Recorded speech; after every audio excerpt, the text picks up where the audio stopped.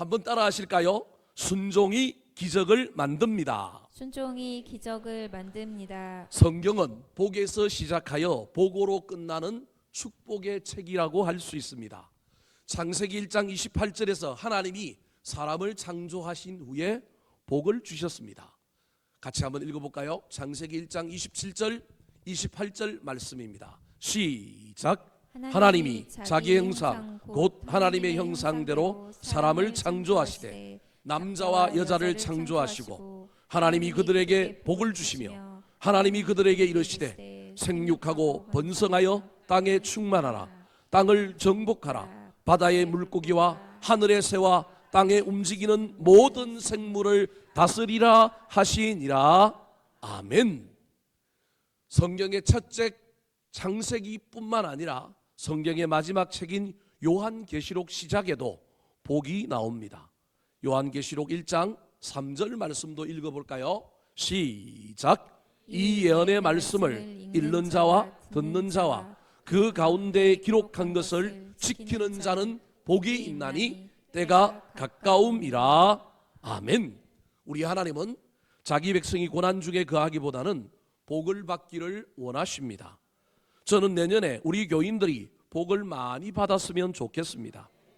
그런데 어떤 사람들은 목사님들이 설교 중에 복에 대해 말하는 것을 부정적으로 여기며 아주 싫어합니다. 그것은 아마도 기복주의를 경계하고자 하는 이유에서 그러는 것 같습니다. 기복신앙과 성경이 말하는 복, 축복은 분명히 다릅니다. 기복신앙과 성경적인 축복의 결정적인 차이는 시선이 어디 있느냐, 그리고 복의 최종 목적지가 어디냐에 따라서 명확하게 갈라지고 달라집니다.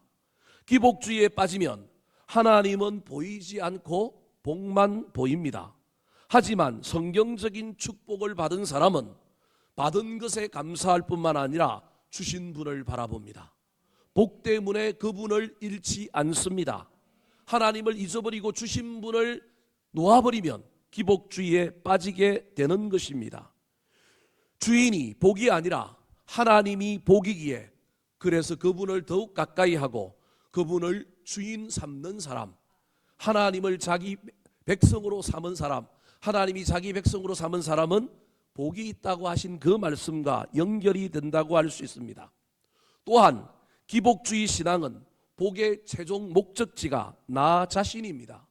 다른 사람의 아픔이나 어려움은 상관없이 오직 나만 잘 되고 나만 좋으면 된다는 이기적인 신앙이 기복신앙이 되는 겁니다.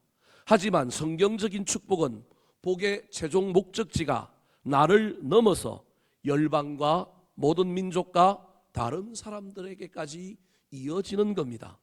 하나님께서 나에게 복을 주시는 이유는 그 복을 통해 다른 사람과 세상을 살리고 세우고 축복하려고 합니다.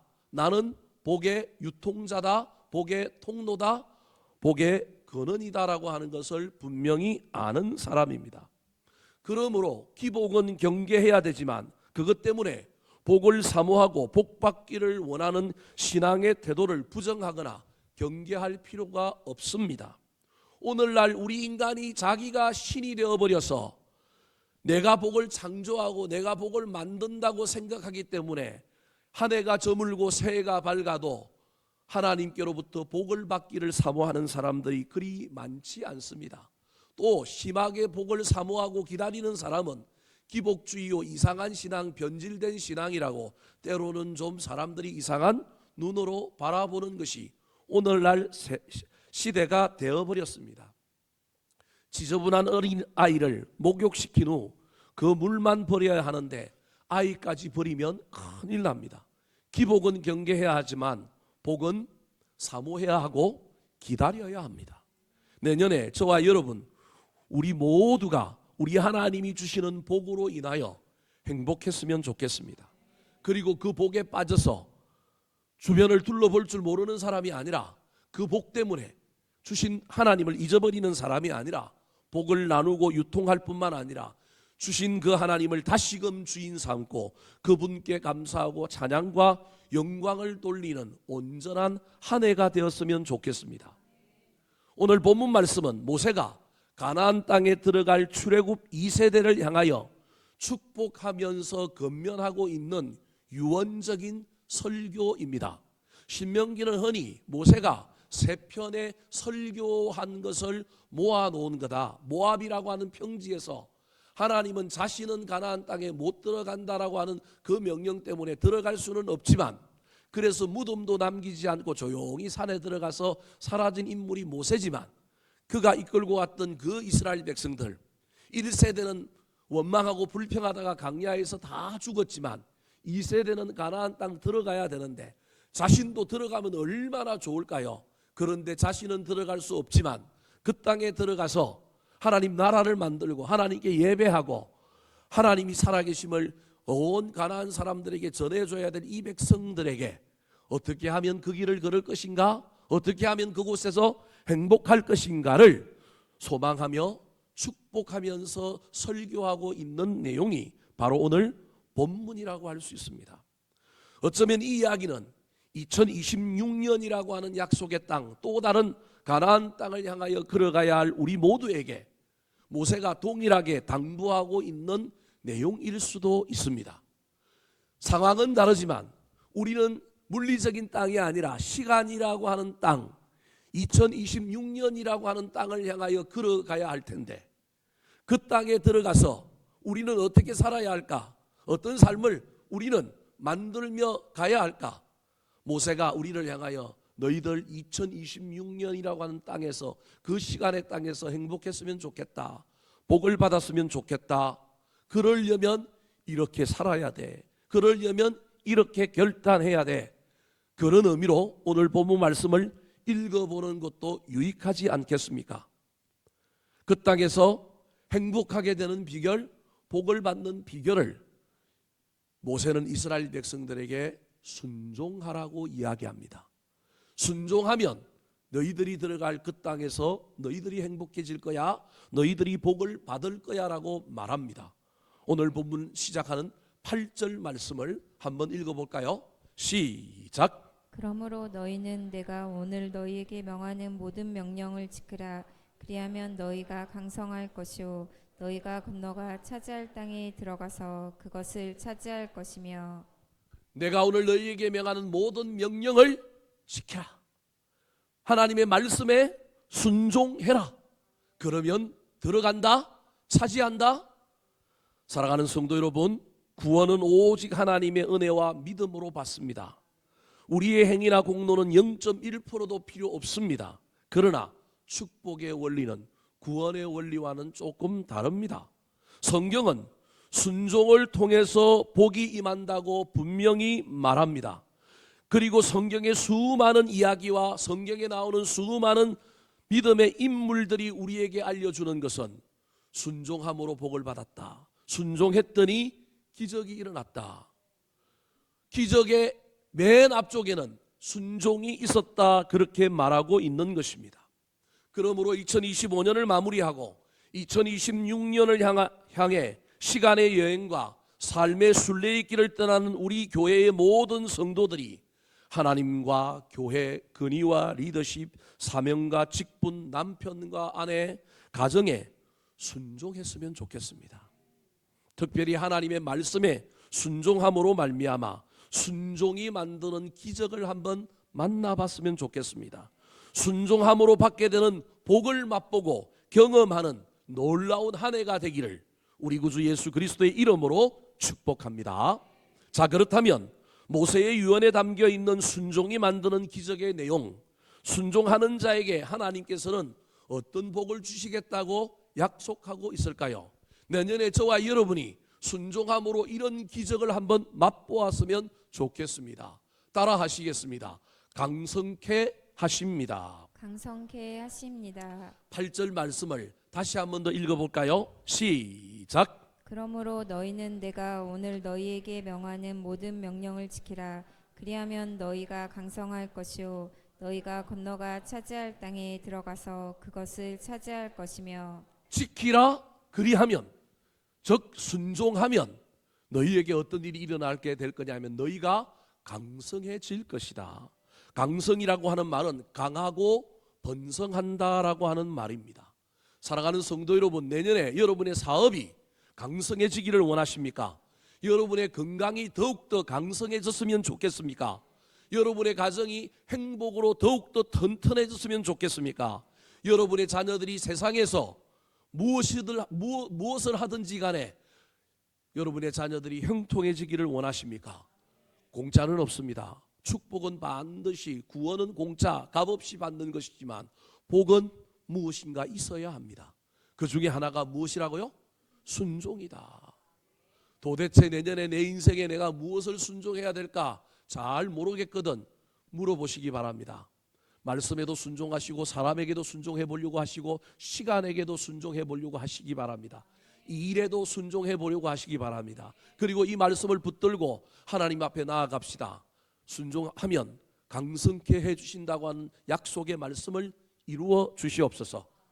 하던 사업, 직장, 꿈과 비전, 가정과 자녀들이 내년에 더욱 강해지고 번성해지는 역사가 저와 여러분에게 일어나게 되기를 예수님의 이름으로 축복합니다.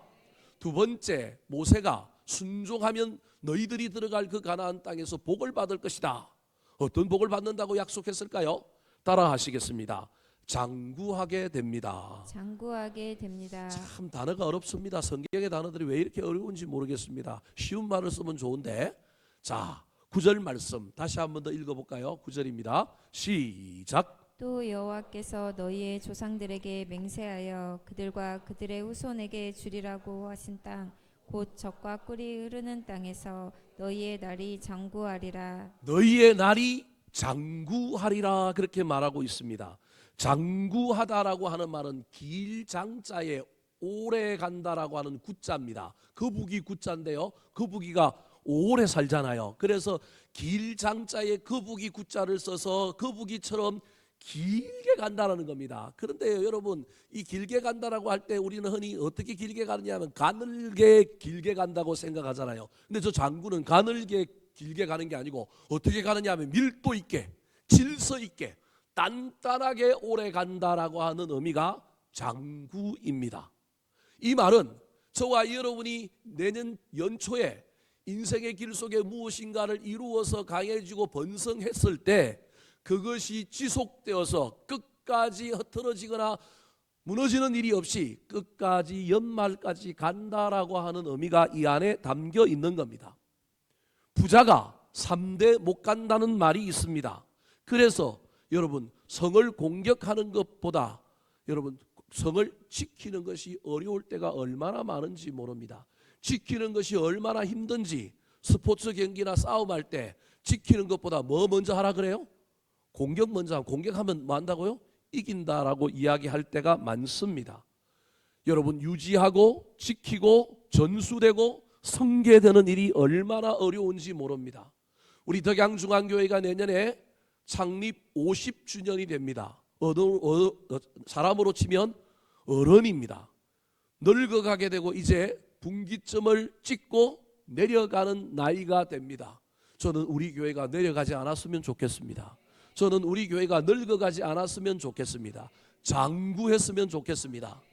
제가 은퇴 이후에 또 다른 후임 목사가 와서 이 시대의 변화 속에, 지역의 변화 속에서 우리 교회가 장구했으면 좋겠습니다. 그러려면 순종해야 합니다. 목사인 제가 순종해야 되고요, 교회 안에 수많은 중직자들이 순종을 배워야 합니다. 순종이 기독교의 품성 가운데 얼마나 중요한 것인지 모릅니다. 세상은 약한 놈들만 하는 거다, 순종하면 굴종이다, 억울하다, 이런 관점으로 이야기하고 있는 시대가 되어버렸습니다. 그럼에도 불구하고 우리 예수님의 이야기가, 성경의 전반적인 이야기가 순종은 능력이다, 순종이 기적을 만든다, 그렇게 말하고 있는 것입니다. 사업하는 여러분들, 여러분의 사업이 자식들에게 잘 이어졌으면 좋겠습니다. 여러분의 신앙이 장구하여 자식들에게 이어졌으면 좋겠습니다. 우리의 신앙이 이어지는 것이 얼마나 어려운 시절이 되어버렸는지 모릅니다. 우리의 자녀들이 자라면서 점점 신앙을 잃어가는 시대가 되어버렸습니다. 옛날에는 신앙이 전수되지 않으면 뭐라고 그랬는데 지금은 그럴 수가 없습니다. 뭐라고 그러면 안 됩니다. 도리어 신앙을 전수한 사람들을 보고 뭐 해야 되느냐 하면 칭찬해야 되는 시대입니다. 그만큼 신앙 전수가 어려운 시대가 되어버렸습니다. 오늘 자녀들과 함께 이 예배에 오신 여러분 복받을 자격이 있습니다. 여러분에게 좋은 일들이 내년에 일어날 수 있게 되기를 축복합니다. 이어지는 것, 전수되는 것, 유업이 개성되는 것 얼마나 어려운지 모릅니다. 이제 한국교회가 요셉의 7년 흉년기의 마지막 때를 아마도 4, 5년 사이에 지나가게 될 겁니다. 엄청나게 힘들게 될 겁니다. 한국의 교회의 80%는 교회 학교가 없는 빙하기가 오게 될 겁니다. 첫 번째로는 교육자들이 안 옵니다. 이제 신학교 인원이 줄입니다. 교육 전도사들이 나오지 않습니다. 나와도 교육 전도사들이 꼰대 같은 담임 목사 밑에 가가지고 일하는 이보다 내가 어디 가서 일하는 게 더 낫다고요? 편의점 가서 일하는 게 훨씬 나은 시대가 되어버렸습니다. 그래서 교육 전도사들이 여러분 교회 학교의 현장으로 오지 않습니다.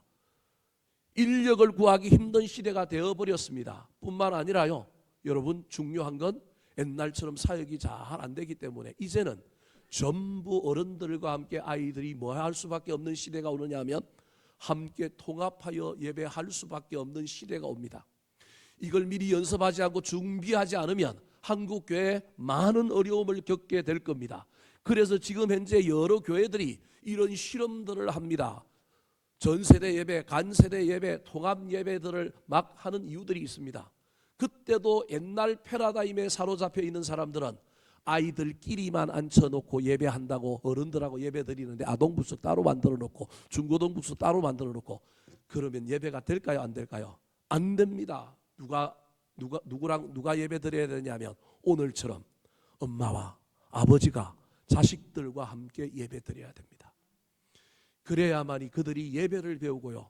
잘 모르는 어른들의 용어지만 배워서 그들이 나이가 들면서 예배 안으로 어른 공동체 안으로 빨리 들어갈 수 있습니다.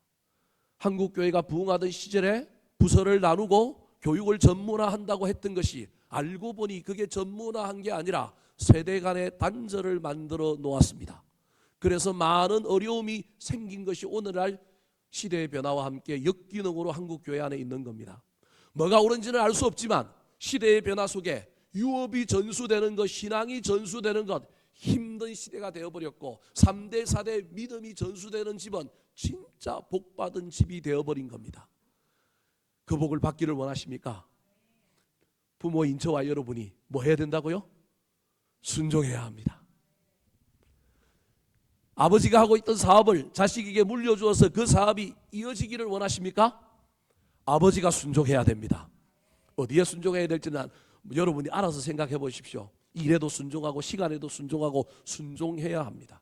순종하면 장구하게 된다라고 하는 이 약속의 말씀을 잘 붙들고 2026년의 시간의 땅으로 들어가서 저와 여러분이 무엇에 순종해야 될지를 깨닫고 정말로 순종이 기적을 만드는지 순종하면 어떤 복이 임하는지를 경험하는 저와 여러분이 되기를 예수님의 이름으로 축원합니다. 마지막입니다. 출애굽 2세대가 가나안 땅을 향하여 들어가려고 할 때 모세가 유언처럼 설교하고 있는 내용, 너희들이 그 땅에 들어가서 그것을 차지하려면 순종해야 된다. 말씀에 순종해야 된다. 순종하면 이런 복을 받을 거다. 세 번째 복이 어떤 복일까요? 따라 하시겠습니다. 보호해 주십니다. 보호해 주십니다. 우리가 순종함으로 강성케 되고 장구한 복을 받을 때 잊지 말아야 할 것이 있습니다. 그것은 무엇이냐면 내 능력이 아니라는 겁니다. 내 실력이 아니라는 겁니다. 은혜였다라고 하는 것을 잊어버리면 안 됩니다. 그런데 이게 어렵습니다. 저와 여러분은 자립적인 존재고 주체적인 존재고 내가 무엇을 하는 존재이고 인간은 이름을 남기고 행위를 남기는 존재이다 보니 반드시 내 공로가 들어가고 내 의가 들어갈 수밖에 없는 죄인들입니다. 그래서 하나님이라고 하는 은혜, 하나님이 주신 은혜, 그걸 우리는 잊어버리는 겁니다. 오늘 본문에서 모세는 그걸 뭐라고 얘기하고 있냐면 땅이라고 이야기합니다. 가나안 땅, 출애굽 2세대가 만들지 않았습니다. 있는 땅에 뭐 한 거예요? 들어갔습니다. 땅은 누가 주셨습니까? 하나님이 주셨습니다. 그런데 그 은혜를 까먹는 거예요. 내가 이 땅에 들어와서 내가 이 땅에서 농사짓고 내가 이 땅에서 목축하고 내가 이 땅에서 살다 보니 땅 주신 분은 기억나지 않고 누가 한 일만 생각나느냐 하면 내가 씨 뿌리고 내가 소득하고 내가 양친 것만 생각하는 겁니다. 근데 그게 아니라 땅을 누가 주셨느냐 하면 하나님이 주셨다라는 겁니다. 자, 10절과 11절 말씀 같이 읽어볼까요? 시작. 내가 들어가 찾으려 하는 땅은 내가 나온 애굽 땅과 같이 아니하니 거기에서는 너희가 파종한 후에 발로 물 대기를 채소밭에 댐과 같이 하였거니와 너희가 건너가서 차지할 땅은 산과 골짜기가 있어서 하늘에서 내리는 비를 흡수하는 땅이요. 하나님의 은혜를 땅과 비라고 하는 것을 통하여 하나님의 은혜 없이는 안 된다라고 하는 것을 이야기하고 있습니다. 애굽에서 노예 생활을 할 때 벽돌을 굽고 성을 지을 때 그들이 기껏 옆에 작은 텃밭 가꾸면서 했던 일이 뭐냐 하면 저 멀리 가서 뭐 떠오는 거예요? 물 떠가지고 채소에 물 주어서 키웠습니다. 그걸 10절에는 너희들이 파종한 후에 발로 물대기를 채소밭에 댐과 같이 하였거니와. 그러니까 농사를 크게 지을 수 없었다. 노동력 가지고 물 떠와가지고 겨우겨우 물 뿌려가지고 짓는 농사를 지었지만 너희들이 가나안 땅에 들어가면 물 떨 필요가 있다 없다?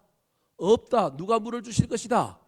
하나님이 주실 것이다. 너희가 건너가서 차지할 땅은 산과 골짜기가 있어서 하늘에서 내리는 비를 뭐하는 땅이라고요? 흡수하는 땅이다. 그래서 물만 파면 운물만 파면 뭐가 나올 거다? 물이 나올 거다. 환경, 시간, 여러 여건들은 하나님이 주셨는데 물, 공기, 가정, 부모 다 하나님이 주셨는데 우리는 그건 그냥 우연히 있었던 것이고 공짜라고 생각하여 은혜라고 생각하지 않는 경우들이 얼마나 많은지 모릅니다. 근데 하나님께서 아니야, 땅도 내가 줬고 비도 누가 줬다고요? 하나님이 주셨다. 그러면서 우리 주님께서 결정적으로 이야기합니다. 땅과 비만 주시는 것이 아니라 순종하는 자에게는 내가 이렇게 해주겠다라는 겁니다. 12절 말씀 같이 읽어볼까요? 시작. 내 하나님 여호와께서 돌보아 주시는 땅이라. 연초부터 연말까지 내 하나님 여호와의 눈이 항상 그 위에 있느니라. 이 땅은 누가 돌보시는 땅이라고요? 하나님이 돌보시는 땅이다. 하나님이 돌보시는 땅이기 때문에 네가 거기서 무엇을 하든지 간에 좋은 결과가 나온 것이지 네가 뭘 했기 때문에 네가 어떤 방법을 썼기 때문에 그런 것이 아니라는 겁니다. 목사님들 중에 이런 얘기하는 목사님들이 간혹 있습니다. 오늘날에 조용기 목사님이 살아와서 내가 지금 하고 있는 상가교회에서 단임 목회를 하면 한경직 목사님이 살아 돌아와서 지금 이 시대에 목회하면 부흥할까 안 할까? 이 얘기는 그분들을 뭐라고 그러려고 하거나 그분들을 폄하하려고 하는 얘기가 아니라 시대 상황이 어떻다고요? 어렵다, 힘들다. 그래서 교회 개척해서 옛날에는 상가라도 교회 개척만 하면 사람들이 몰려왔던 시대에 여러분 그 놀라운 은혜들이 있었는데 그걸 은혜라고 생각하지 않고 그때 교회 성장을 이뤘던 목사님들은 하나님의 은혜보다는 누구 실력이라고요? 내 실력이다라고 착각했을 가능성이 많고 그 실력이 자기에게 있었다고 세미나를 열어서 내가 목회 이렇게 하고 이 방법 쓰고 이렇게 했더니 교회가 부흥했다. 그러면서 여러 방법들을 많은 사람들에게 안내했는데 그 방법 배워서 가서 했더니 오늘날 시대에 가서 했더니 되더라 안 되더라? 안 되더라. 물론 토양도 다르고 하는 사람도 다르기 때문에 여러 변수가 있기는 하지만 이야기의 핵심은 뭐냐 하면 여러분 시대의 상황 속에 하나님이 땅을 다 그렇게 만들어 주지 않으면 안 된다는 겁니다. 오늘날에도 마찬가지입니다. 여러분 저와 여러분이 사업을 하고 저와 여러분이 자식들을 키우고 저와 여러분이 자아를 실현하기 위하여 무엇인가를 하고 있을 때 우리는 흔히 내 능력과 내 실력을 많이 의지하지만 우리 그리스도인들은 기본적으로 하나님의 은혜였다. 내가 사업 잘하여 잘된 것도 내가 직장에서 승진하여 높이 올라간 것도 내가 목회하는데 교회가 잘 되는 것도 내 능력이라기보다는 하나님의 은혜다. 특별히 하나님이 나를 돌보셨다. 이걸 잊어버리면 큰일 납니다. 이거 잊어버리는 사람들이 교만해져서 나중에 하나님을 떠나게 됩니다. 나이 들어서 예수를 믿고 신학교를 간다고 하는 사람들이 나오면 저는 도시락 싸들고 말렸던 사람이고 앞으로도 말릴 겁니다. 그래서 우리 교인들 중에는 은혜 받고 난 다음에 신학교 간다는 사람이 없어서 얼마나 감사한지 모르겠습니다. 신학교 간다 그러면 제가 다리 몽둥이를 부러뜨리든지 할 수만 있다면 가서 말리려고 그럽니다. 왜 말리려고 그러느냐 하면 여러분 조심하셔야 됩니다. 신학교 갔는데 신앙을 잃어버릴 수 있습니다. 평신도로 있거나 장로로 있거나 권사로 있었으면 더 신앙이 좋았을 텐데 목사한다고 깝죽거리고 돌아다니다가 여러분 신앙도 잊어버리고 하나님도 잊어버릴 가능성이 훨씬 더 높습니다. 제가 이 동종업계에 있기 때문에 내 업종을 지키려고 여러분 못 오게 하려고 하는 것이 아니라 여러분 저와 여러분이 잊어버리지 말아야 할 것 중에 하나는 하나님께 가까이 가면 가까이 갈수록 저와 여러분이 때로는 준비되어 있지 않으면 하나님을 더 못 볼 가능성이 많기 때문에 그렇습니다. 저와 여러분의 인생 가운데 어떤 자리가 어떤 곳에서 내가 무엇을 한다고 그것이 나의 의로움, 나의 신앙을 증명하지는 않습니다. 목사인 제가 강대상에 서 있고요. 우리 교육자들이 마이크를 잡고 있지만요. 여러분 우리보다 훨씬 더 믿음 좋은 사람들이 여기 앉아 있습니다. 아멘 한 사람이 우리 집 사람입니다. 속으로 니보다 내가 훨씬 믿음이 좋다 그러는 거예요 지금. 사랑하는 성도 여러분, 저와 여러분이 은혜 잊어버리면 안 됩니다. 어떤 자리에 있든지 내가 무엇이든지 간에 하나님의 은혜가 나를 여기까지 인도했다는 걸 잊어버리면 큰일 납니다. 우리는 필연적으로 공로 자기의를 드러낼 수밖에 없는 자이지만 빨리 은혜로 돌아가야 됩니다. 은혜로 돌아가면 뭐 할 수 있느냐 하면 순종할 수밖에 없습니다. 그래서 선순환이 일어나는 거예요. 망가지고 무너지는 것이 아니라 하나님의 은혜였구나. 하나님이 이 땅을 우리를 뭐 하셨다고요? 돌보셨구나. 그래서 저와 여러분은 그 땅에 들어가서도 여전히 하나님 앞에 뭐 할 수밖에 없느냐 하면 순종할 수밖에 없는 거예요. 그런 의미로 12절을 다시 한 번 더 읽어볼까요? 자, 12절 말씀 같이 한 번 더 읽겠습니다. 시작. 내 하나님 여호와께서 돌보아 주시는 땅이라. 연초부터 연말까지 내 하나님 여호와의 눈이 항상 그 위에 있느니라. 내 눈이 그 위에 있는 줄 알았는데, 내가 관심 가지고 내가 그걸 이루는 줄 알았는데 하나님의 눈이 내 뒤에 있는 거예요.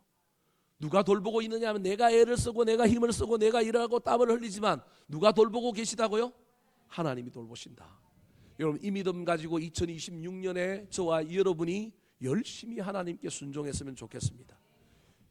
우리가 들어가는 2026년이라고 하는 시간의 땅, 연초부터 연말까지 내 하나님 여호와의 눈이 항상 어디에 있다고요? 너 위에 있느니라. 하나님이 연초부터 연말까지 우리를 지켜주시는 놀라운 역사가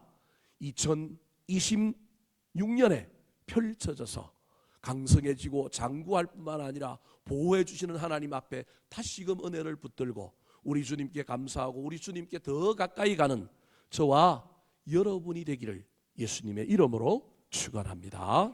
한번 따라 하실까요? 순종이 기적을 만듭니다. 순종이 기적을 만듭니다. 강성케 하십니다. 강성케 하십니다. 장구하게 됩니다. 장구하게 됩니다. 보호해 주십니다. 보호해 주십니다.